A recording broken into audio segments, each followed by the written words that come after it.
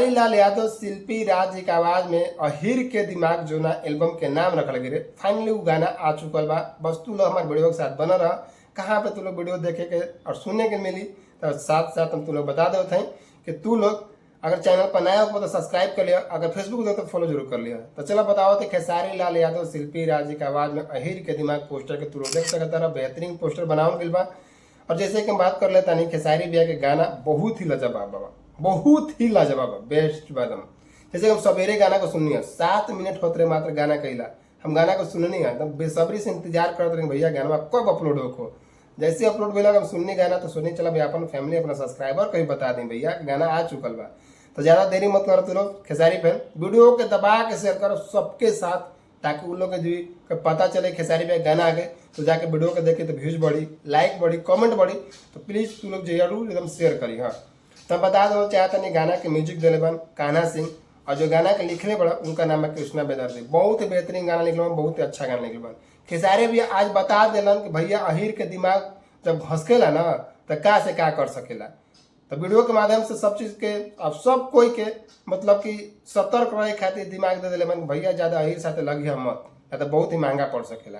अब video quality के बात कर लो तो बहुत ही बेहतरीन वीडियो बना लो, बहुत ही लाजवाब बा। म्यूजिक के बात कर जाओ, लव यू, बहुत सुंदर भैया। गाना भी लिखले बन बहुत ही अच्छा। अहिर के दिमाग जब जाला फिर तो फाड़ देला बीचे से भैया, समझ लो। अगर अहिर के दिमाग घसक गए तो फाड़ में देरी ना लगी, बीचे बीचे फाड़ दी। तो ये चलते अपन जो काम करता तू अपने काम करो, दूसरा के इंटरफेयर मत करो बीच में। ना तो भैया घस के दिमाग तो फिर समझते बड़े खेसारी भैया क्या करी हम।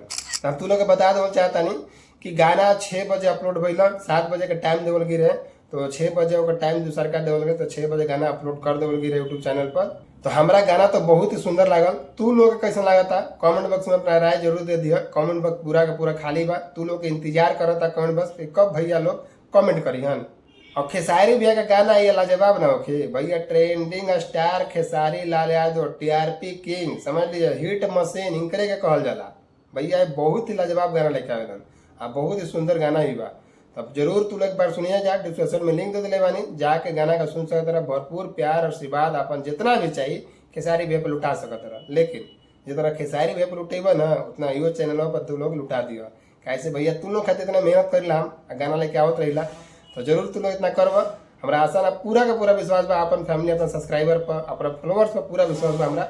तो वीडियो को दबा के शेयर करो, चैनल पर नया हो तो सब्सक्राइब करो, अगर फेसबुक तो फॉलो जरूर कर लिया। खेसारी भैया का गाना तू लोग कैसा एकदम लाग रहा बा भैया, हमारा तो यहाँ लागता एकदम यहाँ लागता। अहिर के दिमाग जाला जब फिर तो फाड़ देला बीचे से, बहुत ही मतलब कि एकदम हुक लाइन बढ़िया एकदम मिलल बा खेसारी भैया के। तो चलो ठीक बा खेसारी फैन, वीडियो को दबा के शेयर करिए तू लोग। तो यही इतना बताएगा तैयार है भैया खेसारी भैया गाना आ चुकल बा, तो जाके भरपूर प्यार आशीर्वाद जितना भी देवेगा दे दिया। तब तक खातिर मिलत रही नेक्स्ट वीडियो में। जय हिंद।